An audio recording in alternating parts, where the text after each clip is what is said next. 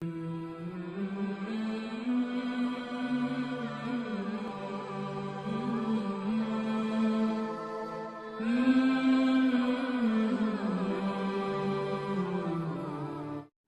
नाजरीन अस्सलाम वालेकुम वरहमतुल्लाहि वबरकातुहू। आज का बयान हज़रत मुफ्ती सलमान अज़हरी का बयान रहेगा। जो लोग हमारे इस्लाम को मिटाने की बात करते हैं उनको बेहतरीन जवाब देते हुए मुफ्ती सलमान अज़हरी की आवाज़ में। तो चलें पूरा बयान ज़रूर सुनें और इस पर अमल भी करें। अल्लाह से दुआ करें कि अल्लाह हमें नेक अमल करने की तौफीक अता फरमाए, हर भला मुसीबतों से, परेशानियों से, आफतों से, बीमारियों से हिफाजत फरमाए और तमाम आलम मुस्लिम को हिफाजत फरमाए। तो चलें नाजरीन बयान शुरू। उसी की आजमाइश है।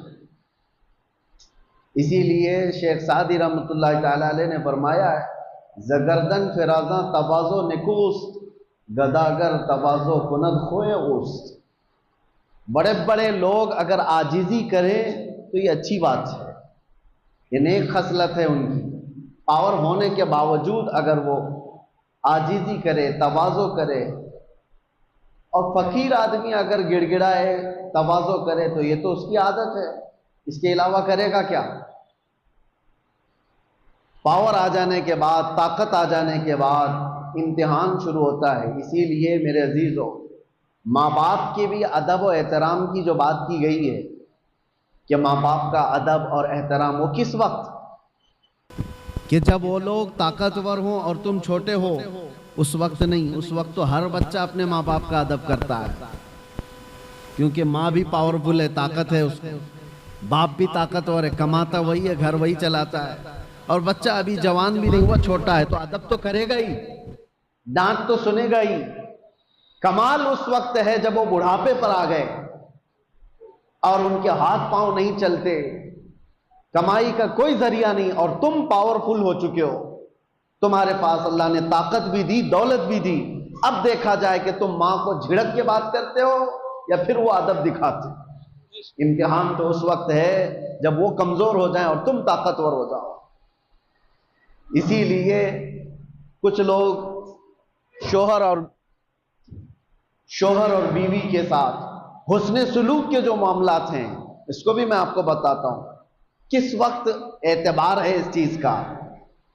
कोई अगर ये कहता है मैं अपनी बीवी के साथ बहुत अच्छा सुलूक करता हूं, तो अगर अच्छा सुलूक करता है तो ये देखा जाएगा कि किस वक्त कर रहा है। जब तेरी ताकत सब खत्म हो गई, अब तुझे बीवी की जरूरत पेश आई, उस वक्त अच्छा हो गई। अब तुझे बीवी की जरूरत पेश आई, उस वक्त अच्छा सुलूक कर रहा है, या उस वक्त जब वो कमजोर थी और तू ताकतवर था। इसीलिए मेरे अजीजों, ये सारी मिसालें देखना है तो मुहम्मदुर रसूलुल्लाह सल्लल्लाहु अलैहि वसल्लम की जिंदगी, मेरे आका करीम सल्लल्लाहु तआला अलैहि वसल्लम की जिंदगी है पाक, हुजूर पाक सल्लल्लाहु तआला अलैहि वसल्लम के अपने वालिदैन के अदब की जो मिसाल मिलती है। हुजूर के वालिदैन तो बहुत जल्दी इंतकाल कर चुके, लेकिन फिर भी हदीस में मिलता है उस वक्त नहीं जब मेरे आका सल्लल्लाहु अलैहि वसल्लम का बचपन था, उस वक्त की बात जब मदीने तैयबा में इस्लामी हुकूमत स्टैब्लिश हो चुकी है। कैसर और किसरा थर्रा रहे हैं, हुजूर के नाम से कांप रहे हैं। जिस जगह सहाबा चले जाएं, फतह हो कामरानी उनके कदम चूम रही हो। उस वक्त जब गलबा था, गलगला था, नबी पाक सल्लल्लाहु अलैहि वसल्लम सहाबा के साथ बैठे, एक बूढ़ी औरत आती है, हुजूर खड़े हो जाते हैं, और खड़े हो गए, सहाबा चौंक गए। मेरे आका सल्लल्लाहु अलैहि वसल्लम ने अपनी चादर निकाली और बिछाया उस बूढ़ी खातून को बैठने के लिए। सल्लल्लाहु अलैहि वसल्लम ने अपनी चादर निकाली और बिछाया उस बूढ़ी खातून को बैठने के लिए। सहाबा ने पूछा, ये वो सरवरे किश्वरे रिसालत है, सैयदुल अंबिया है, जिसके कदमों को माथा लगाकर जिब्रील बोसा देते हो, वो किसी बूढ़ी के लिए खड़ा हो जाए। तो हुजूर पाक सल्लल्लाहु अलैहि वसल्लम से सहाबा ने पूछा कि इस खातून का अदब क्यों? मेरे आका ने फरमाया, ये 2 साल मुझे दूध पिलाने वाली हलीमा सादिया है। नबी पाक सल्लल्लाहु तआला अलैहि वसल्लम ने उस वक्त अदब करके दिखाया है जब पावर था, गलबा था, सहाबा की जमात थी, और एक बूढ़ी खातून आई, और वो भी जन्म देने वाली औरत नहीं है, दूध पिलाने वाली दाया है। मेरे अजीजों, 1-2 मिसाल नहीं, हर मिसाल मैं आपके सामने रखूं। हुजूर पाक सल्लल्लाहु तआला अलैहि वसल्लम एक बार एक दरख्त के नीचे आराम फरमा रहे हैं। सहाबा भी थे, किसी गजवे से वापस लौट रहे थे। उस वक्त अचानक एक दुश्मन आ गया, वो घात लगाए बैठा होगा। सहाबा नींद में थे, हुजूर पाक सल्लल्लाहु अलैहि वसल्लम की तलवार बाजू रखी हुई थी। अचानक एक शख्स आया और हुजूर की वो तलवार उठा ली। हुजूर नबी पाक सल्लल्लाहु तआला अलैहि वसल्लम बेदार हुए और देखा तो वो तलवार सोते खड़ा है बिल्कुल हुजूर के सामने, हुजूर पाक सल्लल्लाहु अलैहि वसल्लम के पास। तो हुजूर अकरम सल्लल्लाहु तआला अलैहि वसल्लम उसको देख रहे कि अब ये तलवार चलाने वाला है। और उस शख्स ने तलवार चलाने से पहले हुजूर से पूछा, बता मोहम्मद, तुमको मुझसे कौन बचा सकेगा? हुजूर पाक सल्लल्लाहु अलैहि वसल्लम ने एक बुलंद आवाज से सिर्फ इतना कहा, अल्लाह। हुजूर पाक की जुबान से ये जुमला निकला था कि उसके हाथ से तलवार गिर गई और कपकपी उसको तारी हो गई। जैसी तलवार गिरी हुजूर ने उठा लिया। अब आप देखें, जब काया पलट जाए, पांसा पलट जाए, पावर दूसरे के पास आ जाए और उस वक्त जो हमको सताया हुआ आदमी हमारे हाथ के नीचे आ जाए, तो फिर इंसान की फितरत क्या होती है? रगड़ दो इसको, मसल दो इसको, पूरा पुराना बदला ले लो। जब इसके पास पावर था तो मुझे परेशान किया इसने, ताकत का इस्तेमाल किया इसने। हुजूर पाक के पास तलवार हाथ में आई, अब वो कांपने लगा। हुजूर ने पूछा, बता अब तुझको मुझसे कौन बचाएगा? वो तो काफिर था, वो काफिर था। हुजूर ने तो फरमाया था अल्लाह। उसने कहा, मैंने सुना है कि तुम करीम इब्ने करीम इब्ने करीम हो। हुजूर पाक सल्लल्लाहु अलैहि वसल्लम ने फरमाया, जाओ तुम्हें आजाद कर दिया। तो वो आजाद होकर के गया थोड़ी ना, बल्कि कहा कि ला इलाहा इल्लल्लाह मुहम्मदुर रसूलुल्लाह, और अपनी कौम में आकर के बताया, मैंने एक ऐसे रहमदिल इंसान को देखा है, जब उसके हाथ में पावर आ गया तो उसने तलवार चलाने की बजाय मुझे मुस्कुरा करके आजाद किया है। मेरे अजीजों, ये आसान बात नहीं। इंसानी फितरत तो ऐसी है कि पावर का इस्तेमाल हर आदमी अक्सर गलत कामों में इस्तेमाल करता है। वो सिर्फ रसूलुल्लाह की जात है, वो यकीनन हमारे लिए कायदे कुल हैं, हमारे लिए नमूने अमल है। ला करके दिखाओ दुनिया भर की ताकतें जिनके पास पावर आता है, उसके बाद वो किस तरह का रूलिंग करती है। मैं इस्लाम को छोड़ करके आपके सामने रखूं अगर बात, हाँ, कभी कभार ये दरिंदे हमें ऐसे बादशाहों की मिसाल ला करके बताते हैं जिनका इस्लाम से कोई ज्यादा ताल्लुक नहीं रहा। वो तो अय्याश बादशाह थे, नाम मुसलमान होने से कोई मुसलमान थोड़ी ना हो जाता है। वैसे तो तुर्की के इनकलाब के बाद मुस्तफा कमाल बादशाह नाम से जो रेवोल्यूशन आया था, सल्तनत उस्मानिया खत्म होने के बाद तुर्की में जो बादशाह बनाया गया अंग्रेजों की तरफ से, उसका नाम क्या था? मुस्तफा कमाल बादशाह। उसने तकरीबन 10-11 साल हुकूमत किया, पूरे इस्लाम को खत्म करने के लिए एड़ी चोटी का जोर लगा। कुरान पे पाबंदी, अजान पे पाबंदी, हिजाब पे पाबंदी, अरबी जुबान पे पाबंदी। 11 साल की हुकूमत में नाम क्या था? मुस्तफा कमाल। नाम हो जाने से कोई मुसलमान नहीं होता। हाँ, ये बात याद रखें। मिसाल लाओ ऐसी कि अबू बकर हो, उमर हो, उस्मान हो, हैदर रदी अल्लाह ताला नुमा जैसी, क्या उनके दौरे खिलाफत में मैं अगर आपको हजारों मिसालें रखूं, पावर था, गलबा था, ताकत थी, तब फिर किस तरह का इस्तेमाल किया है। आज दुनिया को देखो, निहत्तों पर जो जुल्म किया जाता है, बराबर का मुकाबला हो तो समझ में आए कि दो पहलवान मैदान में लड़ रहे हैं। फिलिस्तीन और इजराइल के मामलात को पूरी दुनिया जानती है। एक तरफ कंकर और पत्थर लेकर लड़ने वाले बच्चे और एक तरफ पेट्रोट मिसाइल पूरी दुनिया को सप्लाई करने वाली हाई टेक्नोलॉजी पावर वाली ताकत। कोई मुकाबला है? कोई मुकाबला नहीं, लेकिन दुनिया देख रही है। और हकीकत में बताऊं, हक और बातिल के मामलात जब भी टकराए ना, बराबरी कभी हुई नहीं, बराबरी कभी हुई नहीं, बराबरी हुई नहीं। एक तरफ 82 लोग हैं और एक तरफ 22,000 का लश्कर। करबला के मैदान 82 का डबल कर दो, ट्रिपल कर दो, 4 गुना कर दो, समझ में आए कि ये लोग डबल थे, ये ट्रिपल थे। नहीं, अरे कितने गुना ज्यादा।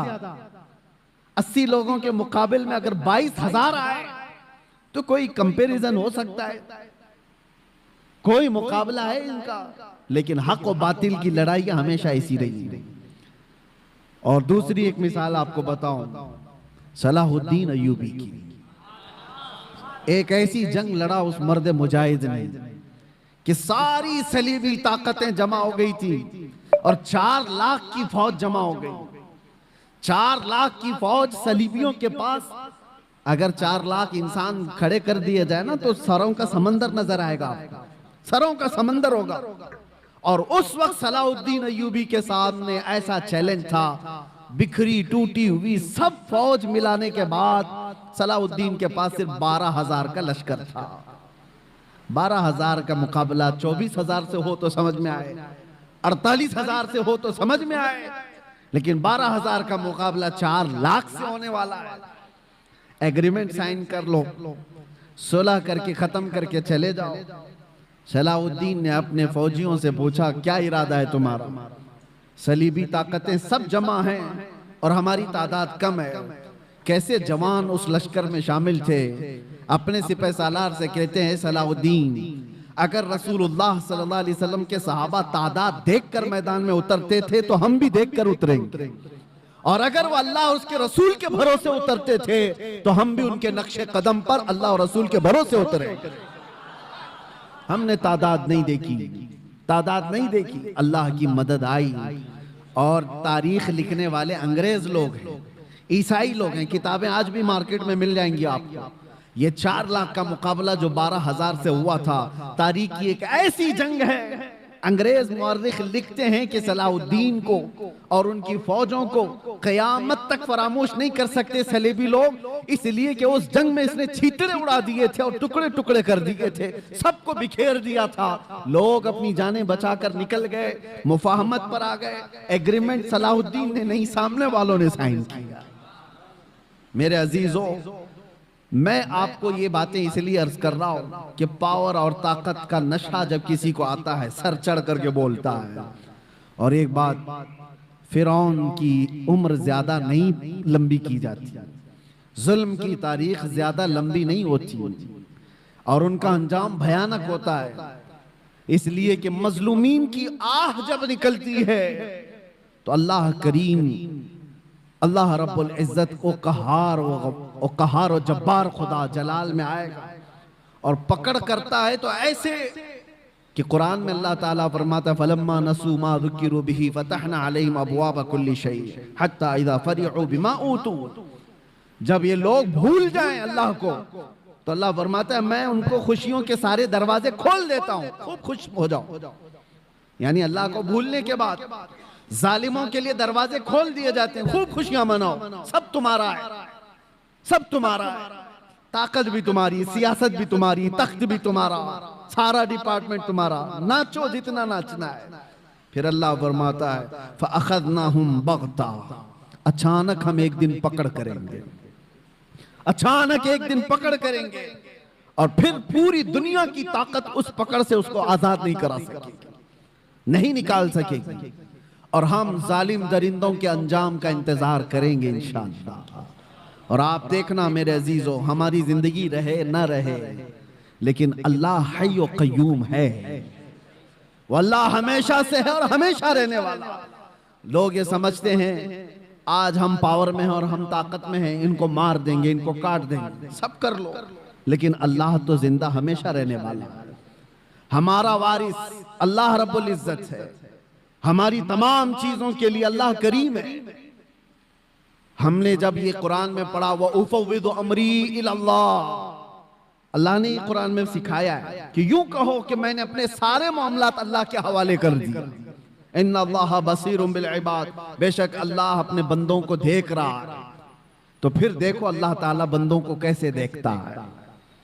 हाँ, वक्त लगता है, थोड़े दिनों की बात है, मैंने उस वक्त देखा, पढ़ने के मेरे मुताले में एक चीज आई थी। हज़रत अबू जुंदल एक सहाबी हैं, मक्का में गिरफ्तार हुए थे, कैदी बन गए काफिरों के साथ। और तकरीबन जानते हो 16 साल इन्होंने काफिरों की कैद में गुजारे। और जब रसूल पाक सल्लल्लाहु अलैहि वसल्लम सुलह हुदैबिया जो हुई उस दिन हुजूर 1400 सहाबा के साथ उम्रा करने आ रहे थे, तब मक्का वालों ने रोक लिया था और एग्रीमेंट साइन हो गए थे। सुलह हुदैबिया जो है उसमें यह था कि मक्का से कोई भाग करके जाएगा तो मदीने वाले उसको वापस कर देंगे, और मदीने से कोई भाग करके आएगा तो हम उसको वापस नहीं करेंगे, हम अपने पास रख लेंगे। सब ऐसी एग्रीमेंट उन्होंने साइन की थी। उसी वक्त ये अबू जुंदल सहाबी कैद से निकल करके आ गए थे। अंदाजा करो 16 साल के बाद कोई जंजीरें तोड़ करके निकल आया हो, और वो भी सहाबा की जमात में आ गए। सहाबा ने सीने से सीना लगाया, वो फूट फूट करके अपने जख्म बता रहे थे। लेकिन कुफ्फार को जैसे ही पता चला हमारा एक कैदी भाग गया है, तो उन्होंने कहा कि अभी अभी हमारा एग्रीमेंट हुआ है कि जो मक्का से भाग कर जाएगा उसको मदीने वाले वापस करेंगे। अबू जुंदल को हमारे सहाबा सब खड़े हो गए कि इस मजलूम को हम वापस कैसे करेंगे, जंग कर लेंगे। सबकी नजरें हुजूर पाक की तरफ थी कि हुजूर क्या फैसला फरमाए। अबू जुंदल अपने जख्म दिखा दिखा करके सहाबा से कह रहे थे इनके पास वापस भेजोगे मुझे बहुत मारेंगे। तो मक्का के कुफ्फार और मुशरिकीन को हुजूर ने कहा कि अब वो आ गया छोड़ दो, अभी तो हमारी एग्रीमेंट साइन नहीं हुई। तो उन्होंने एग्रीमेंट को खत्म कर दिया और कहा कि अगर ये हमको वापस नहीं किया जाएगा तो हम एग्रीमेंट भी नहीं करेंगे। जब जिद पर अड़ गए, हुजूर पाक ने अबू जुंदल की तरफ देखा और कहा अबू जुंदल मक्का वापस चले जाओ, रहमतुल लिल आलमीन है। सारे सहाबा देख रहे हैं। बसा औकात ऐसे हुक्म आएंगे मेरे अजीजों जिंदगी, लोग ये समझते हैं ये तो हमारी तकलीफ पर और तकलीफ आ रही है। वो रहमतुल लिल आलमीन है और 16 साल का कैदी बाहर आया है और हुजूर उसको कहते हैं वापस चले जाओ। दुनिया की नजर तो ये देख रही है कि रहमतुल लिल आलमीन है, वापस इसको कैद में भेज रहे हैं। सारे सहाबा से कहते लड़ लो, इसको वापस निकाल लो। लेकिन तुम नहीं जानते जो रसूलुल्लाह की नजर देख रही है। ये इम्तिहान है हमारा। मुसीबत के बाद हम आस लगाए हैं अल्लाह उसके रसूल की जात से, तो हो सकता है 2-4 मुसीबतें फिर आ जाएं। तुम ये कहोगे कि मैंने तो एक मुसीबत से छुटकारे की दुआ की थी, 4 और आ गई। कहीं ऐसा तो नहीं कि तुम्हारा ईमान बिखर जाएगा और तुम छोड़ दोगे। मैंने देखा है कैद के दिनों में कितने ऐसे हैं जो काफिर हो जाते हैं, यही कहते हुए कोई अल्लाह नहीं है, हम तो कितने दिनों से दुआ कर रहे हैं, हम पर तो और केस ही केस होते जा रहे हैं। माज़अल्लाह रब्बिल आलमीन, ये कड़ा इम्तिहान है मेरे अजीजों। हुजूर ने वापस कर दिया। और हैरत की बात मैं आपको बताऊं, दूसरा कोई आम मामूली आदमी हो तो जंग कर ले और लड़ाई कर ले, या फिर छूटा हुआ कैदी उसको जब ये फरमान सुना दिया जाए तो बिफर जाए और कहे कि मैं तो छोड़ देता हूं, ऐसा दीनी क्या। अबू जुंदल की तरफ सहाबा ने देखा, सर झुकाए मक्का की तरफ वापस जा रहे हैं। फरमाने मुस्तफा है, मेरे नबी का फरमान है। ईमान हो तो ये 16 साल कैद में रह करके छूट करके आए थे, जख्म दिखा दिखा कर रो रहे थे। उसके बाद रसूलुल्लाह ने फरमाया जाओ वापस। छू चीरा तक नहीं कहा, ये पूछा भी नहीं या रसूलुल्लाह वापस उस जुल्म की चक्की में पिसने जाऊं, नहीं पूछा, सर झुकाया और चल पड़ा। यही तो ईमान है मेरे, यही ईमान है। मैं जो बात अर्ज कर रहा हूं वो ये कि रसूल मुहतरम सल्लल्लाहु तआला अलैहि वसल्लम की जिंदगी पाक से मैं आपको बताऊं, पावर जब हो, गलबा जब हो, उस वक्त कैसे लोगों के साथ मामलात किए गए। तो चले कुफ्फार और मुशरिकीन गालिब आ गए तो उनकी बात अलग है कि उन्होंने अपने जुल्म की सारी हदें पार कर दी, जुल्म की सारी हदें पार कर दी। जब गलबा मिला था काफिरों को उहद के मैदान में, बदर में मुसलमानों को गलबा मिला था, उहद में दोनों के दरमियान जमीन आसमान का फर्क है। बदर के मैदान में भी 70 काफिर मारे गए थे और उहद के मैदान में 70 मुसलमान शहीद हुए थे। 70 मुसलमान शहीद हुए, लेकिन दोनों में फर्क इतना है, बदर में जितने 70 काफिर मारे गए थे, एक एक को चुन करके लाया गया, एक गड्ढे में डाला गया, सारी लाशों को ला करके हुजूर ने उनको खिताब भी किया शाम के वक्त हदीस पाक में हुजूर उनसे बात कर रहे थे, बताओ ऐ मरने वालों, क्या तुमको वो चीज मिल गई जो तुम्हारे खुदाओं ने तुमको वादा किया है, या तुम अपने खुदाओं से जो यानी उम्मीद रखते थे। सहाबा तो ये पूछ रहे थे, या रसूल अल्लाह आप इनको खिताब कर रहे हैं, ये तो मरे हुए हैं। हुजूर फरमाते हैं, या जिंदों से ज्यादा सुनते हैं। ये मामला है बदर के मैदान का, पावर था, गलबा था, और उधर उहद के मैदान में पावर और गलबा कुफार को था। क्या किया इन्होंने? 70 मुसलमानों को जो शहीद किया, अमीर हमजा का सीना चाक करके कलेजा निकाल के चबाया था। इंसानों में ये हरकत हो सकती है? कोई इंसान ये कर सकता है? जानवर खाते होंगे जानवरों को, इंसान नहीं। पावर जब मिला तो सीना चाक करके कलेजा निकाल करके चबाया। दूसरे क्या किया? साद इब्ने रबी, उनके पेट को फाड़ दिया और आंतड़ियां बाहर निकाली, गले में डाल लिए गए। क्या ये इंसान कर सकता है? तीसरी मिसाल हजरत अनस बिन नुज़ैर, ये वो सहाबी हैं, उनकी बहन कहती हैं सिवाय उनकी शहादत की उंगली के उनका जिस्म मिला ही नहीं, कुचल दिया, रौन दिया गया था, पूरे जिस्म को रौन दिया गया। एक उंगली से पहचान में आए कि अनस बिन नुज़ैर की लाश। लाशों के साथ ये किया, जब पावर आया तो, ताकत आई तो ये किया। चौथी मिसाल, ये तो एक दो नहीं है, कई मिसालें। अब्दुल्ला बिन जहश एक सहाबी, उनके जिस्म के 80 टुकड़े किए गए और हर टुकड़े को रस्सी में पिरोकर हार बनाया। ये पावर जब आए तो कुफार ये करते हैं। और रसूलुल्लाह सल्लल्लाहु ताला अलैहि वसल्लम के हाथ में जब पावर आया, अब मैं आपको बताऊं, यह उहद का मैदान था जहां जंगली जानवरों से ज्यादा जुल्म कुफार और मुशरिकीन ने किया सहाबा के साथ।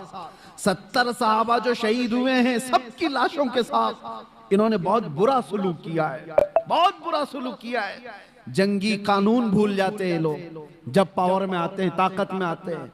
और यही पावर जब रसूलुल्लाह के हाथ में आया, 10,000 का लश्कर लेकर मेरे आका 20 रमजान को मक्का में दाखिल हो रहे हैं। उस वक्त जंग करने जैसी नौबत भी नहीं थी। कुफारे मक्का सब भागे भागे फिर रहे थे, मुकाबला करने की ताकत नहीं थी, खानदान बिखरे हुए थे, हुजूर के सामने खड़े होने की हिम्मत नहीं थी, सब छुप रहे थे। और नबी पाक सल्लल्लाहु ताला अलैहि वसल्लम के सहाबा शाहाना अंदाज में हरम काबा में दाखिल हो रहे थे। लब्बैक की सदाएं गूंज रही थी, हरम काबा की सरजमीन चूमी जा रही थी और अल्लाहु अकबर की सदाओं से मक्का गूंज रहा था। उस वक्त जानते हो 10,000 का लश्कर जब मक्का में आया हो, हैबत ऐसी तारी थी सबके दिलों पर कि लोग दीवारों से चिपके हुए खड़े थे, कोई दरवाजों के अंदर बंद खड़े थे। लेकिन मेरे आका सल्लल्लाहु अलैहि वसल्लम जब हरम काबा में आए, अजान दी गई और फिर मक्का वालों को बुलाया गया। कहां हैं सारे लोग? हैरत होती है आपको, तारीख उठा करके देखो, हैरत होगी। जिसने हुजूर पाक सल्लल्लाहु अलैहि वसल्लम के मुकाबिल में एक दो नहीं कितनी जंगें लड़ी। जंगे बदर में मुकाबले में अबू सुफियान है, जंगे उहद में मुकाबले में अबू सुफियान है, जंगे खंदक में मुकाबले में अबू सुफियान है। हुजूर के मुकाबले में अबू सुफियान इतनी जंगें हुजूर के मुकाबले में लड़ते रहे।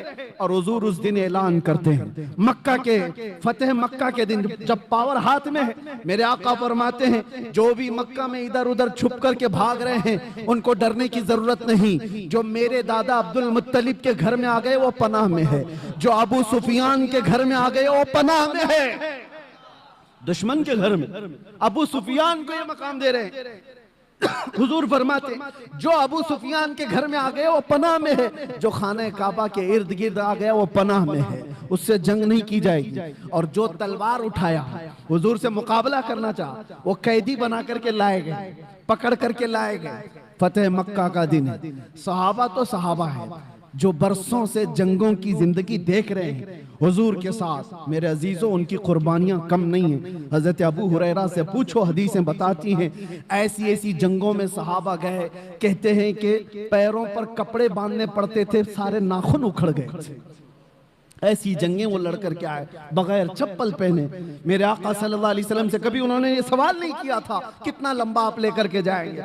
एक जंग से लौट रहे हैं, जिब्राइल अमीन आए, हुजूर से कहा या रसूल अल्लाह, अल्लाह का हुक्म है यहीं से दूसरी जंग में जाना है। सहाबा 1 महीने की जंग के बाद लौट रहे थे, जख्मी थे, नसें कटी हुई थी। हुजूर ने जिब्राइल से कहा मेरे सहाबा से पूछ लूं, ये मदीने से 5 किलोमीटर ही बाकी था घर, वापस रास्ता 5 किलोमीटर का, 1 महीने की जंग के बाद वापस आ रहे। हुजूर ने सहाबा से पूछा, जिब्राइल आए अल्लाह का हुक्म लेकर, यहां से दूसरी जंग में जाना है, तुम्हारा क्या मशवरा है?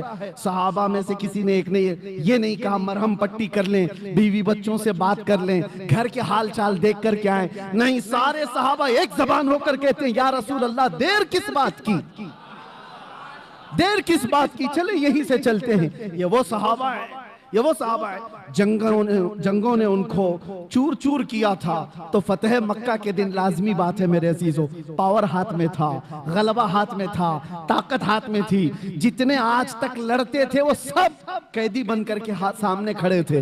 तो किसी साहबी ने ऐलान कर दिया, अल यौम यौमुल मलहमा, आज तो छींतड़े उड़ाने का दिन है, आज के तो गोश्त के टुकड़े उड़ाए जाएंगे।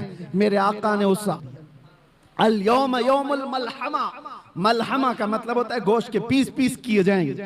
हुजूर ने उनकी जुबान को बदल दिया और कहा ना ला, अल यौम यौमुर रहमा, आज का दिन तो रहमत का दिन है, आज का दिन तो रहमत का दिन है। लाओ दुनिया में ऐसी मिसाल, पावर में आ जाए, ताकत में आ जाए, तब वो माफ करता। ये जालिम कुत्ते क्या समझते हैं, जिनके हाल चाल ये है कि छोटी सी ताकत के मालिक बन गए तो निहत्तों पर जुल्म करते हो। अपने बराबर की ताकतों से लड़ने की तो इनके अंदर हिम्मत नहीं है। ये लड़ना चाहे तो लड़े ना, जो आज पावरफुल ताकतें हैं, ये आपस में क्यों नहीं लड़ते? इजराइल को लड़ना है तो चाइना से जाके लड़ ले, कोरिया से लड़ ले जो बैठा हुआ है। जिनके पास पावर है उनसे क्यों नहीं लड़ते? इनको पता है हेकड़ी निकल जाएगी। लड़ना है तो उन गरीब निहत्तों से जिनके पास सब्जी काटने की चाकू भी नहीं, जिनके पास बीमार हो जाए तो दवाई की गोली भी नहीं, उनसे लड़ना है। इसको ताकत नहीं कहते, इसको दुनिया की सबसे बड़ी बुज़दिली कहते हैं, सबसे बड़ी बुज़दिली।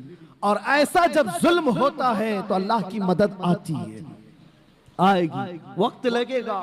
एक मिसाल मैंने खाली आपको दी, जब मेरे आका सल्लल्लाहु अलैहि वसल्लम के हाथ में पावर आया फतेह मक्का के दिन, हुजूर ने सबको माफ किया, कहा कि इज़हबू अंतुम तुलका, जाओ आज सब के सब तुम आजाद, आज सब के सब तुम आजाद। एक बात बताता हूं, सफवान बिन उमैया एक ऐसा शख्स है मक्का का, इसने हुजूर के कत्ल का मंसूबा बनाया था, और वो भी हतीम काबा में बैठकर। बहुत पैसे वाला था, ताकत वाला था। क्यों बनाया था? इसलिए कि इसके बाप को जंगे बदर में मार दिया गया, सफवान के बाप को मार दिया गया। तो हतीम काबा में बैठ करके सोचा किसी किराए के कातिल को ले लो। तो किराए का कातिल कौन मिला? देखा सेम इश्यू होना चाहिए, दूसरे के पास भी ऐसी इंतकाम की आग जल रही हो, मोहम्मद सल्लल्लाहु अलैहि वसल्लम से बदला लेने की। उमैर बिन वहब नाम का एक शख्स मिल गया जिसका बेटा हुजूर के पास कैदी था। जंगे बदर में जो 70 कैदी थे उसमें एक कैदी उमैर बिन वहब का बेटा था। सफवान ने बुलाया उमैर को, कहा जितना पैसा चाहे उतना दे दूंगा, तेरे सारे कर्जे मैं चुका दूंगा, तलवार मैं दूंगा, जाओ मदीने और मोहम्मद का कत्ल करके आओ सल्लल्लाहु अलैहि वसल्लम। उमैर तैयार हो गया, तलवार लेकर मदीने आ गया। और उमैर को सब पहचानते थे। उमैर का एक लक़ब था शैताने कुरैश, आग भड़काने वाला आदमी। हजरत उमर की नजर पड़ गई, मस्जिद नबवी के बाहर ही खड़े थे, और हजरत उमर ने जो लफ्ज कहा, लोग मुझे ताना मारते हैं कि बार बार आप ये जुमला क्यों कहते हैं। सुनो, उमर इब्ने खत्ताब का जुमला हदीस में है। आपने जैसी उमैर बिन वहब को देखा तो क्या कहा, खुजू हाजल कल्ब, पकड़ लो इस कुत्ते को। ये मेरा जुमला नहीं है, उमर इब्ने खत्ताब का। हाँ, अगर हमारी जुबान से कुत्ता निकलता है तो वो बराबर जगह के लिए निकलता है, ऐसा नहीं है। हाँ, तो उमैर बिन वहब को पकड़ने के लिए उमर इब्ने खत्ताब ने कहा, पकड़ लिया, गर्दन में गमछा डाल करके घुमाया और फिर हुजूर पाक सल्लल्लाहु अलैहि वसल्लम मस्जिद नबवी में अंदर से जाकर के पूछा, आका वो उमैर बिन वहब आया है, क्या करूं उसका, आप हुक्म दें तो वही निपटा दूं उसको। जंगे बदर को भड़काने वाला वही आदमी था। हुजूर ने फरमाया आने दो अंदर। अंदर जब उमैर बिन वहब आया तो हुजूर ने पूछा क्यों आए हो?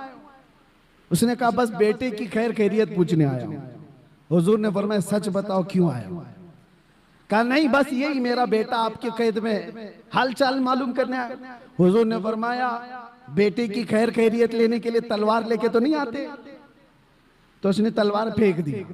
कहा क्या फायदा इस तलवार का, तलवारें हमारे पास थी बदर में, फिर भी हम नहीं जीत पाए ना। हुजूर जलाल में आए, कहा बातें मत बनाओ उमैर, वो बात बोलो जो सफवान के साथ हतीम काबा में करके आए हो। वो बात बताओ जो हतीम काबा में बैठ करके तुम करके आए हो।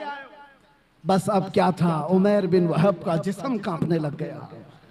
तन्हाई में बात की थी उमैर बिन वहब ने सफवान से और कहा मैं गवाही देता हूं आप अल्लाह के सच्चे रसूल हैं, मुझे अपनी गुलामी में शामिल कर लो। वो उमैर बिन वहब सहाबी बन गए।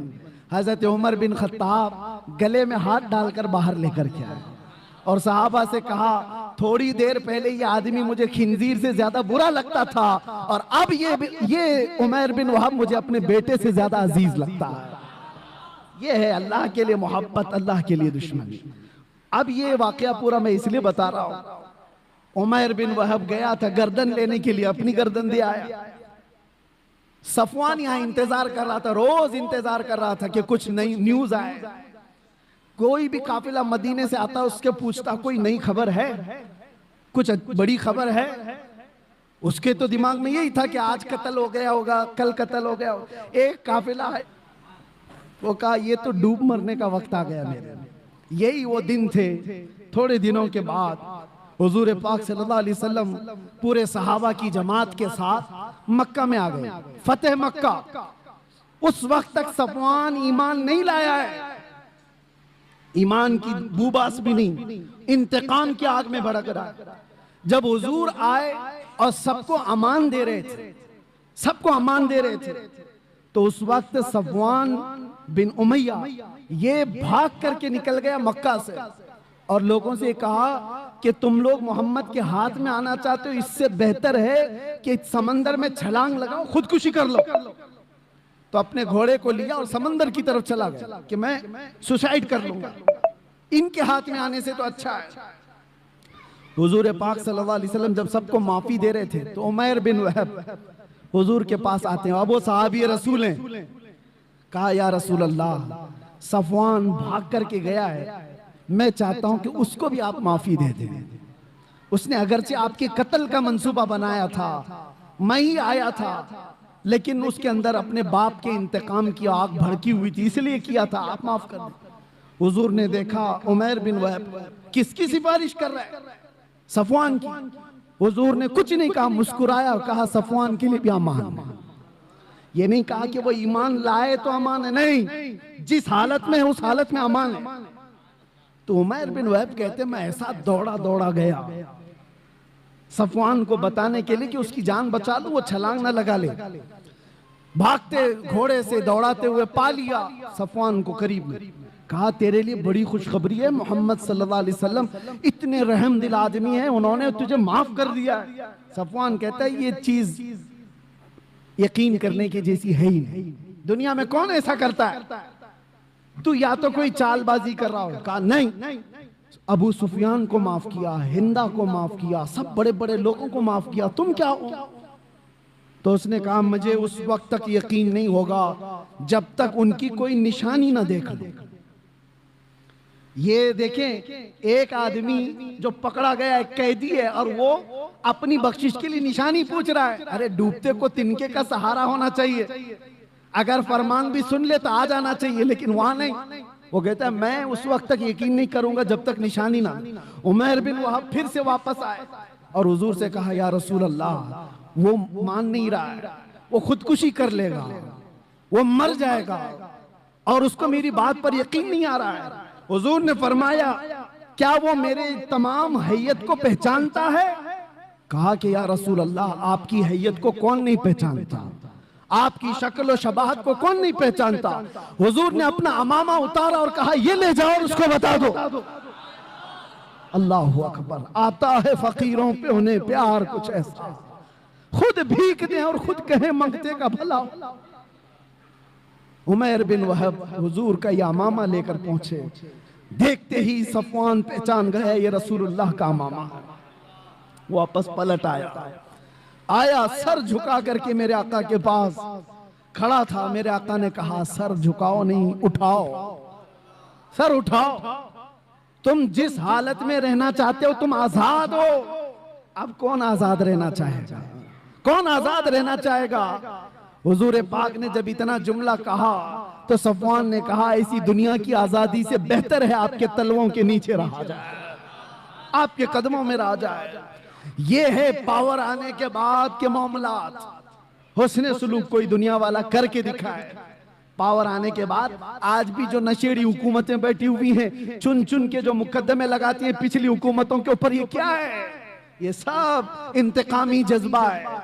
आज इनके पास पावर है, इसको जेल में डाल दो, उसको जेल में डाल दो।